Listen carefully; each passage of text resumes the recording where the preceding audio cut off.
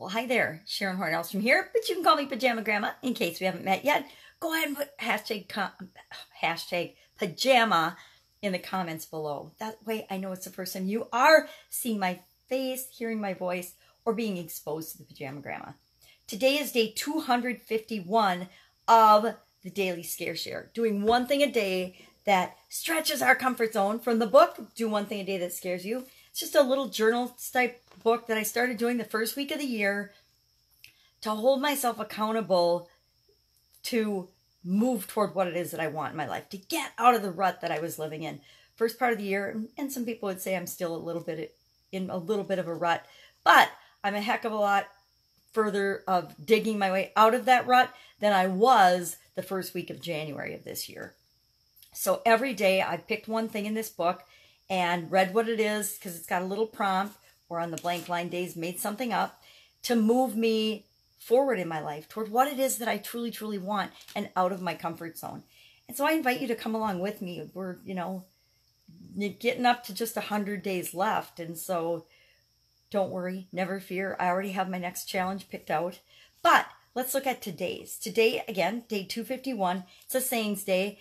I think I have to use my handy dandy magnifying glass to see things because my eyes are a little questionable. Most people my age just have readers. I'm up to the magnifying glass stage, which is awesome. And it makes me kind of laugh because I have to get a lot of things done with a magnifying glass. My family makes fun of me now because when we go out to dinner, I used to be able to just use my cell phone light, but now I got to bring my magnifying glass and my cell phone light. However, this awesome magnifying glass, check this out. Woo, has a cool light. How neat is that? Woo, I love this one. So let's see what our saying is today. It says, there is nothing in the middle of the road but yellow stripes and dead armadillos. And that is by Jim Hightower. And our challenge today is, on the side of my road today were blank lines.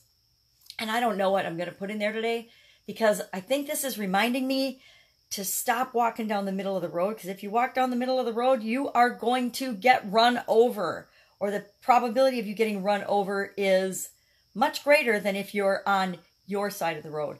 And that makes me think of the thing we used to teach the kids about above the line and below the line behavior. Now, the interesting thing about the line is we decide where the line is with respect to us and our beliefs and our feelings and our thoughts about everything.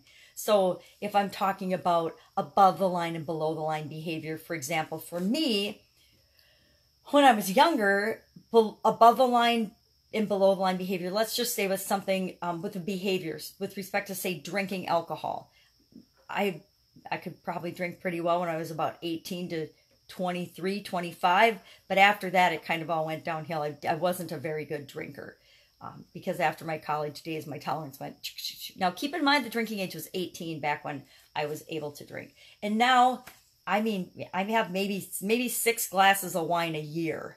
So obviously not a big teetotaler anymore.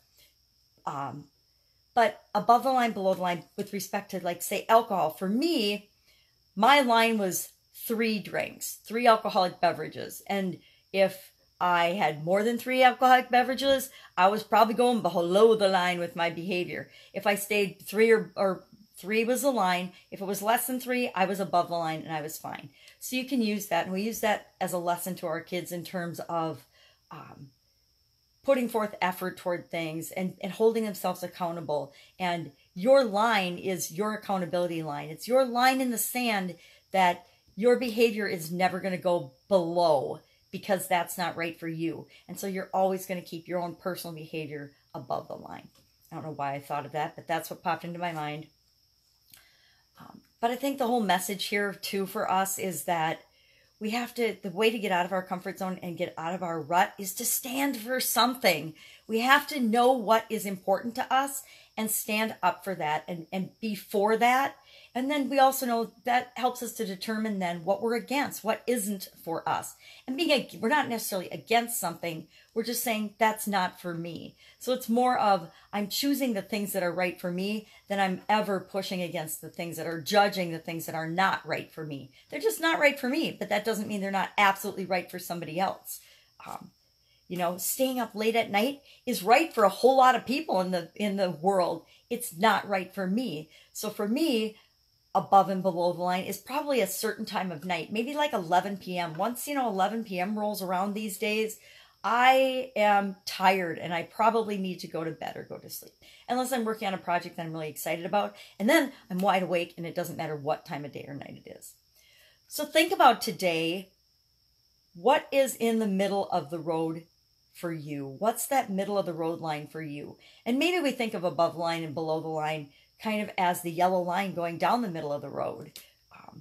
What side of the road are you on? And we get to be on a different side of the road all the time based on what we're talking about. We might be on one side of the road for politics, a different side of the road for religion or spirituality, another side of the road for relationships, another side of the road for foods and alcohol and things that we consume. Anything we want, we can use this little tail or model for and help us to actually determine what is for us and what isn't for us. So go out, make it a fantastic day. Get on your side of the road and stand up and wave your arms and be happy that you're on that side of the road. Because whatever you choose is absolutely awesome and right for you. Have a great day. I will see you tomorrow with day 252 of the Daily Scare Share. Pajama Grandma out.